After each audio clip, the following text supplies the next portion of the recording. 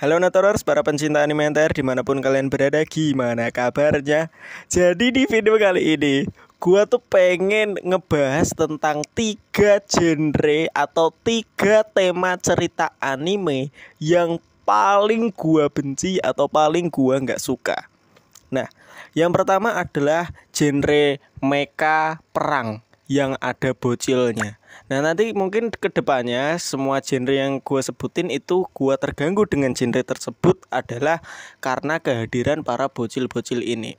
Yang pertama adalah genre mecha perang yang ada bocilnya. Nah, biasanya bocil-bocil di anime mecha atau bocil-bocil di anime perang itu mereka malah menjadi pion utama dari berlangsungnya cerita. Mereka adalah sebuah entitas atau kehadiran yang malah mengatur jalan perang, malah mengatur jalan cerita sebuah peperangan. Dan menurut gue itu sangat tidak logis sekali, karena ya ngelihat aneh gitu, kayak ada anak kecil yang nenteng senjata, ada anak kecil yang mengendarai mecha, ada anak kecil yang mengendalikan kaiju. Itu kayak what the hell. Bahkan orang dewasa sekalipun itu nggak dikasih ruang atau nggak dikasih spotlight ketika mereka berperang atau ketika mereka berhadapan dengan kaiju dan lain-lain gitu. Justru sorotan kameranya itu justru malah lebih menyorot para bocil-bocil ini gitu ya. Menurut gua kayak mereka ngerti apa sih tentang perang ya? Mereka ngerti apa tentang perang, tentang genocide, tentang pembunuhan apa segala macam gitu. Hanya karena mereka bisa merakit senjata, hanya karena mereka bisa membunuh 1-2 orang, bukan berarti mereka mengerti tentang alur peperangan ini. Mereka mengerti akan konflik yang mereka hadapi gitu. Mereka nggak lebih hanya sekedar alat gitu. Jadi gue nggak terlalu suka sih sama tipikal anime-anime perang yang ada bocilnya, terus anime-anime mecha ataupun anime-anime yang kaiju gitu yang sering nampilin adegan bocil-bocil kecil yang ikut lari-lari ketika ada kaiju muncul, bocil-bocil ikut lari-lari, bukan menjauh tapi malah mendekat. Itu kan what the hell, lo ngapain cok? Dan yang kedua adalah anime isekai overpower. Tentu biasanya di anime-anime isekai overpower itu kan ada karakter utama, dan karakter utamanya itu pasti usianya sekitar 15 sampai 18 tahunan gitu, sekitar anak SMP atau mungkin SMA gitu. Jarang sekali ada orang dewasa yang umur ya entahlah 20-30 tahunan, itu jarang sekali ada yang jadi MC atau ada yang nyemplung ke dunia isekai.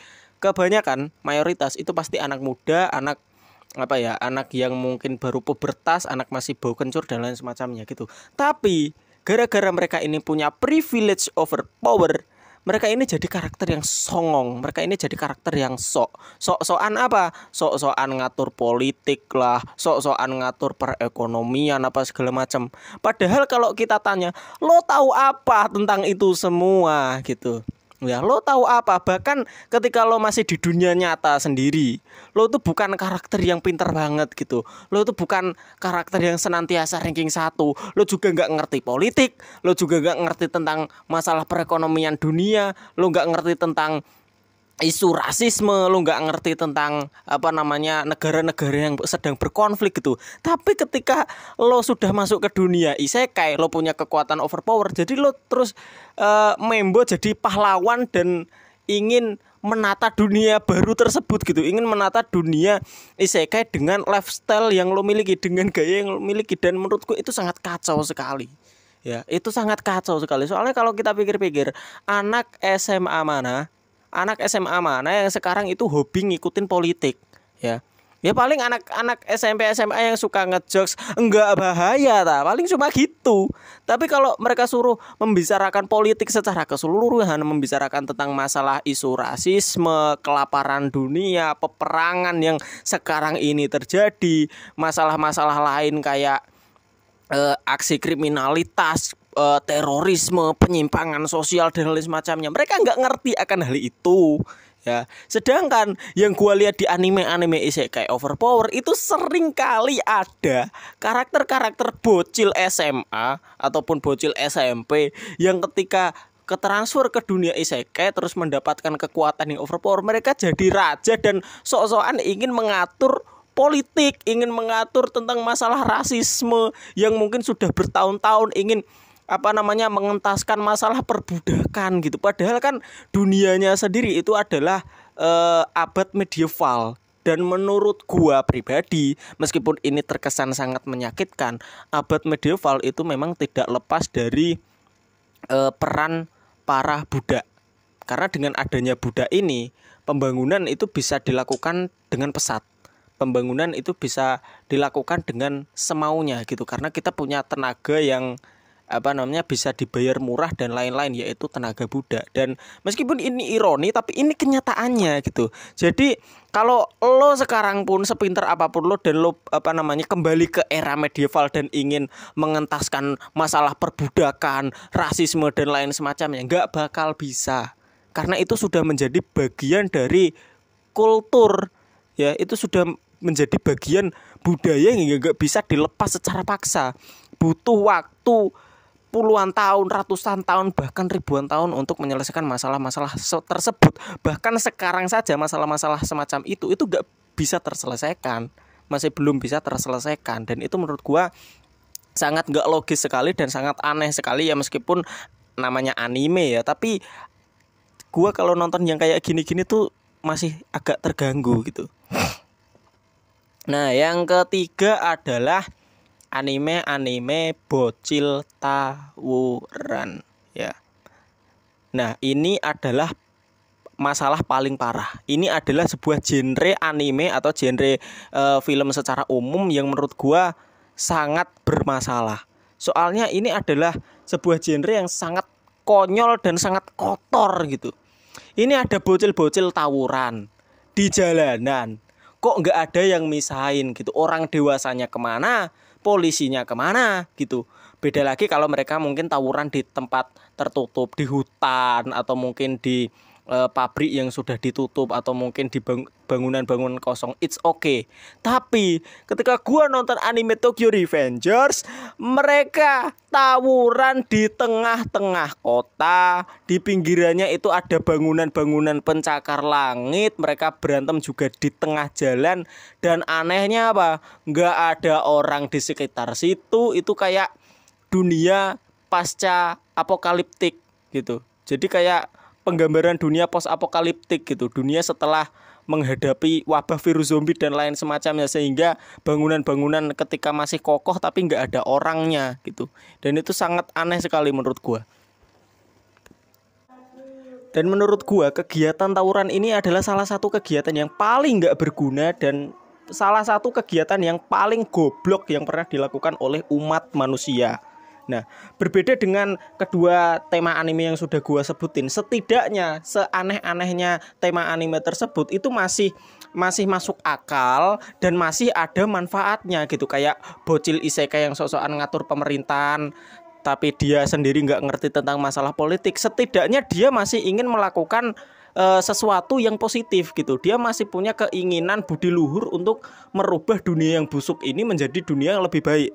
Ya, terus ada bocil-bocil perang di anime mecha atau anime-anime kaiju, itu juga masih relevan, masih masuk akal karena mereka juga terlahir di dunia yang penuh konflik dan mereka juga ingin mengakhiri konflik tersebut gitu. Nah, sedangkan kalau kita ngebahas tentang masalah tawuran, itu konfliknya apa sih?